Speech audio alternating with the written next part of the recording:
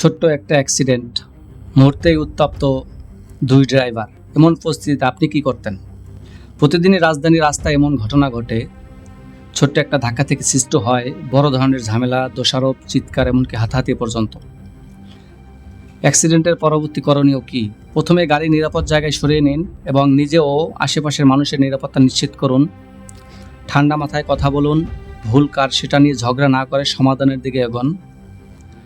ঘটনার ছবি বা ভিডিও ফুটেজ তুলে রাখুন, ভবিষ্যতে কাজে লাগতে পারে। যদি পরিস্থিতি নিয়ন্ত্রণের বাইরে চলে যায়, ট্রাফিক পুলিশ বা স্থানীয় থানায় যোগাযোগ করুন। গাড়ির ইন্স্যুরেন্স থাকলে কোম্পানির সাথে দ্রুত যোগাযোগ করে ক্লেম প্রসেস শুরু করুন।